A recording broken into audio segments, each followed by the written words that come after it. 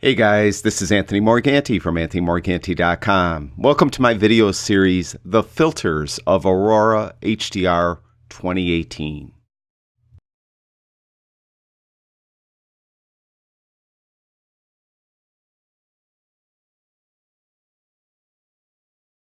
In this video, we're going to take a look at the Vignette Filter that's available in Aurora HDR 2018.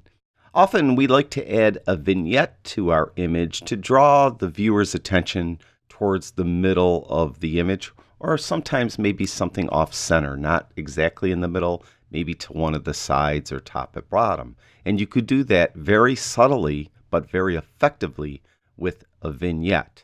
And the vignette tool in Aurora HDR 2018 is pretty complete. You could do quite a bit with it. Now, as you look at it, you could see that it's 5 sliders and one button and a drop down at the top. I'm going to get to this drop down in a moment. I want to jump right into the sliders. The first one is called Amount. If we move that to the right, you'll get a light vignette or a white vignette. If you move it to the left, you'll get a dark vignette. And the further you move it, the more intense the vignette will be. So for the sake of this demonstration, let's just show a dark vignette. Once we have Amount set to something we like, we could change some of the attributes of the vignette itself. The size. Do you want it to be just on the edges? You'd move it towards the right. If you want the size to encroach more towards the middle, you'd move it to the left. So to better demonstrate this tool, I'm going to leave it all the way in so you could see this crazy strong vignette that I would never actually put on an image, but just for demonstration purposes. So you could see the roundness. If I move this to the right, you'll see that it becomes more oval, more egg-shaped. If I move it to the left, you'll see that it starts to turn into a rectangle. Now it's a rectangle because my image is a rectangle. It's a 2x3.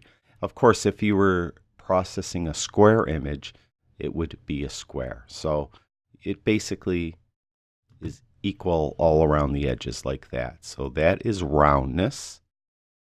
The next slider down is feathering. Do you want the transition to be very gradual? You would feather it more by moving the slider to the right. If you want a very abrupt transition, you'd move it all the way to the left. And you can see it's as though you're looking through a peephole or something when it's all the way to the left. Inner brightness. You could just make the center part or the middle of the vignette a little brighter, and that helps bring out your subject a little more. So you can move that inner brightness to the right. Now, I said we'll get back to this drop down. Let's talk about that. We have post-crop and pre-crop vignette. The post-crop vignette is the one that you'll probably use most often. With this vignette, you could add the vignette, then later on, decide you want to crop the image. And let's say you're just going to do this totally unrealistic crop, but that's the crop you want to do, and you'll click Done. What will happen is the vignette will reset so that it actually fits the crop the way it should, basically in the middle like I did with the full image. So I'll undo that, and the pre-crop vignette, on the other hand, is similar at the beginning, but once you crop the image, it will not reset. See, it just stayed right there. It clicked for a second like I wanted to, but it isn't. So in most instances, I think most of us would use the post-crop vignette, not the pre-crop vignette. So I'm going to undo that. So that's the differences between those two types of vignettes. Down here we have a button, Place Center. This is very handy if you have an off-center subject and you'd really want the vignette to be around the subject, not necessarily around the middle of the image. What you would do is you would click this button, then you would click on the image where you want the center of your vignette to be. Let's say I want the center to be way over here. I'll click there, and what it will do is it will recenter the vignette so that the subject, I assume you're going to be clicking, let's say, on a subject, that would be in the center. So you could just offset your vignette properly. So we're going to reset this by clicking that backward circular arrow. And let's put a vignette that I really would put on this image. Now, I mentioned at the beginning, a lot of times we like to put vignettes on an image to help draw the user's attention towards the middle of the image. If you have something very bright towards the outside of the image, a viewer's eyes will tend to look at that bright thing towards the outside of the image, and you really don't want them to look like up here. You want them to look down here. And the way to do that is you could put a gradual, subtle vignette, darker vignette in the image to help bring them in.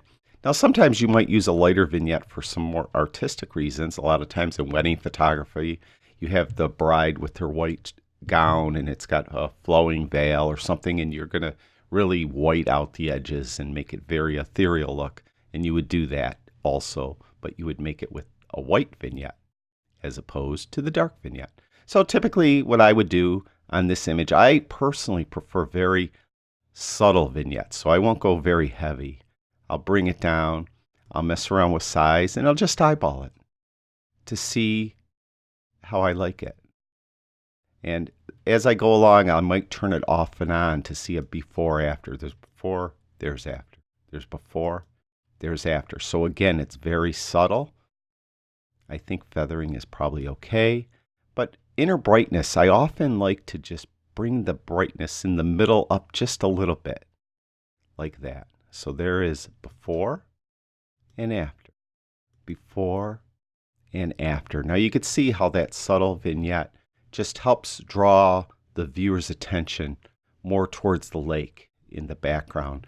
And you could see that it has a lot of depth to the image. So we have foreground objects and stuff way in the background.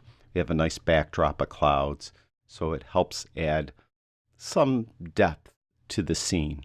So that is the Vignette Filter that's in Aurora HDR 2018. And that is the final filter, and this is our final video for this video series, the filters in Aurora HDR 2018.